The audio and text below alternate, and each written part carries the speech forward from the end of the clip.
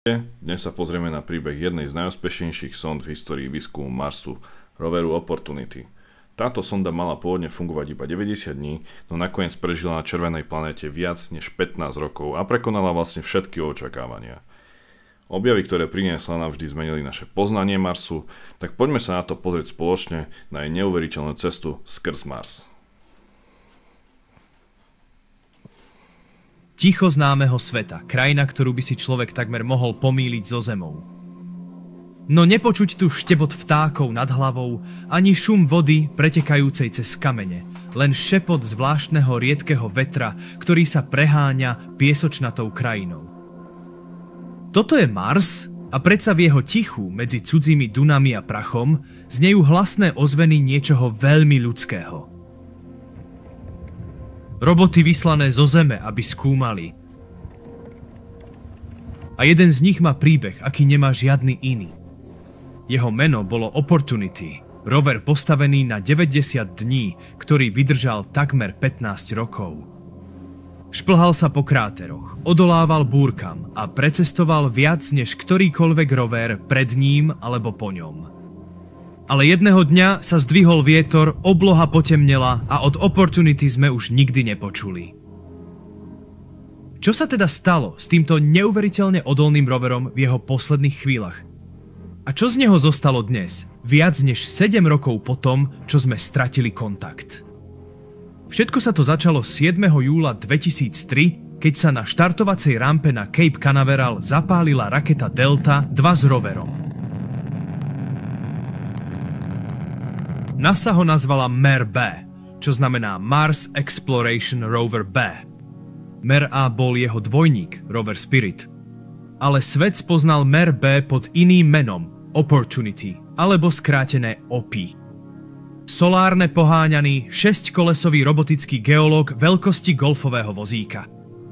Jeho misia bola v princípe jednoduchá, no v účele revolučná. Bol navrhnutý na hľadanie dôkazov o minulom výskyte vody na Marse, čo je kľúčom k pochopeniu, či bol červená planéta niekedy obývateľná. 6 mesiacov po štarte, 25. januára 2004, po prelete vákuom vesmíru, Opportunity konečne prenikla cez riedku marťanskú atmosféru. Padáky a rakety ju spomalili, zatiaľ čo sa okolo roveru nafúkli airbagy, ktoré ho uzavreli do ochrannej kapsuly. Po dopade na povrch sa odrazil aspoň 26 krát, kým sa nezastavil vo vnútri krátera. Dokonalý kozmický zásah do čierneho. Airbagy sa vyfúkli a rover bol voľný na prieskum. Zem, na ktorú pristála, sa volala Meridiani Planum, plochá, starobilá nížina, ktorú si vybrali preto, lebo údaje z obežnej dráhy naznačovali prítomnosť hematitu, minerálu, ktorý sa na Zemi často tvorí vo vode. A netrvalo dlho a začali prichádzať prvé údaje. Snímky odhalili tieto drobné guľôčky roztrúsené po prašnej zemi, hladké, okrúhle, takmer ako mrazené čučoriedky. Vedci boli ohromení. Neboli to náhodné kamene. Boli to hematitové konkrécie, ktoré sa tvorili v tekutej vode počas rozsiahlých časových úsekov. Príležitosť potvrdila to, čo sa len tušilo. Mars bol kedysi mokrý. Mala stojatú vodu, možno dokonca celé jazerá a moria. Tento jediný objav ospravedlnil celú misiu, ale Opportunity ešte ani zďaleka nebola dokončená. Stále sa to hýbalo. Každý deň jeho vodiči na Zemi posielali pokyny a potom čakali. Neboli tam žiadne joysticky, žiadne ovládanie v reálnom čase. Každý signál trval až 20 minút, kým dorazil na Mars a potom ďalších 20 minút, kým sa vrátila odpoveď. Každé otočenie kolesa bolo vopred naplánované, každá prekážka posúdená zo vzdialenosti miliónov kilometrov.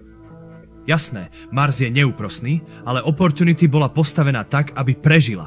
A tak inžinieri pokračovali v testovaní roveru. Ale v roku 2005 sa táto skúška takmer skončila. Pri prechode úsekom, ktorý vyzeral ako bezpečný terén, sa kolesá roveru začali zabárať do marťanského piesku. Bola úplne uviaznutá, jej kolesa sa nemohli pohnúť ani dopredu, ani dozadu, ako ukazujú tieto zábery. Na zemi bola do jamy naplnenej simulovanou marťanskou pôdou spustená replika roveru v skutočnej veľkosti. Testy prebiehali vodne v noci. Inžinieri NASA zúfalo pracovali na tom, aby našli spôsob, ako rover vyslobodiť. A potom, po 5 bolestivých týždňoch, po mnohých nápadoch, ktoré boli zamietnuté, prepracované a otestované, Opportunity sa konečne vyslobodila po niekoľkých centimetroch naraz. Nebolo to posledný krát, čo čelila nebezpečenstvu, ale jej cesta mohla pokračovať. Jej pomalé, metodické plazenie sa po tejto cudzej krajine. Preskúmala krátery hlbšie, než sa o to pokúsil ktorýkoľvek iný rover predtým. Vystúpila na drsné kopce, urobila úchvatné panoramatické zábery východov a západov slnka. Prežila drsné marsovské zimy, pričom sa vždy presúvala tak, aby zachytila práve toľko slnečného svetla, koľko potrebovala na svoju funkčnosť. Pôvodne bola navrhnutá na cestu dlhú len 1 kilometr, no prešla viac ako 45 kilometrov, čo je dodnes najväčšia vzdialenosť, akú kedy nejaké vozidlo prešlo na inom svete. Bola to misia, ktorá uchvátila predstavivosť verejnosti. Nie preto, že by bol rover nápadný alebo rýchly, ale preto, že podobne ako sondy Voyager pred ním, bol odolný. V jeho tichej vytrvalosti ľudia videli niečo takmer ľudské. Ale žiaľ, aj veľké veci sa musia raz skončiť. A v júni 2018 Mars pripravil tú najväčšiu skúšku.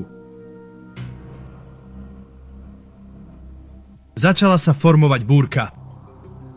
Spočiatku bola to len regionálna udalosť, bežná na Marse, no rýchlo narástla a v priebehu niekoľkých dní obkolesila celú planétu. Celoplanetárna prachová búrka. Slnko sa začalo strácať za závojom jemných, hrdzavo sfarbených častíc. Pre Opportunity, poháňanú slnečnou energiou, to bol ten najhorší možný scenár. Jeho inžinieri na Zemi dúfali, že sa dokáže ukryť a prečkať búrku, ako to už urobil v minulosti. Ale táto búrka bola iná. Bola dlhšia, hustejšia a tmavšia. A potom, 10. júna 2018, uprostred tejto celoplanetárnej búrky prišiel prenos veta, ktorá obletela celý svet. Moja batéria je slabá a stmieva sa. Hoci je táto veta často nesprávne citovaná, išlo o poetickú interpretáciu inžiniera NASA na základe poslednej správy o stave vozidla. Nízka hodnota energie, pokles teploty a potom nič. Nemalo to byť rozlúčenie, ale stalo sa ním. Takmer ako by rover vedel, že jeho čas sa naplnil. A potom prišiel posledný obrázok, ktorý poslal domov. Desivý pohľad na posledný signál roveru. Nie na vzdialené krátery alebo mimozemské kamene, ale na oblohu. Tmavá, zrnitá fotografia, naplnená oparom búrky, v ktorej bol Opportunity uväznený. Slabnúci pohľad na umierajúceho robota. Spočiatku tým dúfal, že sa ešte zotaví. Prežil predchádzajúce búrky. Vydržal zimy, prach, mrazivé noci. Tento rover mal povesť toho, ktorý vzdoruje pravdepodobnostiam, je húževnatý a odolný. Ale NASA volala a Opportunity neodpovedal. Posielali signály na prebudenie deň čo deň, týždeň čo týždeň, mesiac čo mesiac. Viac ako 1000 príkazov bolo vyslaných naprieč vesmírom, ale neprišla ani jediná odpoveď. Niekde na tej chladnej, červenej, púštnej planéte sa Opportunity vypol, bol navždy preč. Po takmer 15 rokoch na Marse NASA vo februári 2019 vyhlásila misiu Opportunity za ukončenú. Ako teda Opportunity vyzerá dnes, viac ako 7 rokov od posledného prenosu? No, keby ste k nemu mohli prísť. A raz to možno niekto urobí, pravdepodobne by ste našli malý stroj pokrytý prachom. Jeho solárne panely sú otupené rokmi marských búrok. Jeho kolesá sú pravdepodobne pochované v červenom hrdzavom regolite. Jeho stožiar a kamerová hlava už neskenujú horizont, len hľadia na to isté miesto. Pravdepodobne by to pôsobilo ako pamätník, stále tichý, no plný príbehov. Prach by to nezmazal. Mars je príliš suchý, príliš tichý. A riedka atmosféra uchováva minulosť ako múzeum bez návštevníkov. Tento obrázok z obežnej dráhy Marsu odhaľuje presné miesto jeho posledného odpočinku, nehybného, ale stále neporušeného. Dnes je Mars planétou robotov. Duch, zvedavosť, vytrvalosť, Gerong a mnoho ďalšieho. Ale príležitosť bola niečo iné. Prežila svoj návrh, prekonala očakávania, získala si srdcia modrej planéty. Jedného dňa možno prídu do tejto oblasti Marsu ľudskí prieskumníci, položia ruku na jej starý, zaprášený rám a spomenú si na neuveriteľné chvíle tohto vozidla.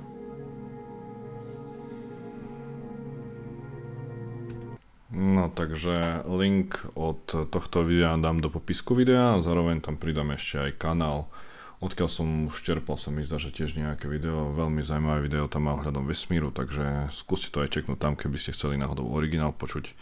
A vlastne takto sa skončila aj misia roveru Opportunity. Po tejto misii nasledovali ešte ďalšie misie, ako bolo Perseverance a takisto Curiosity, takže možno aj o tomto pripravím časom video. Takže každopádne ďakujem za zhľadnutie tohto videa a vidíme sa niekedy na budúce. Každopádne pridajte odber, like a môžete pridať nejaký komentár, keby ste sa chceli niečo spýtať a podobne. Ďakujem pekne a prajem ešte pekný deň. Čaute.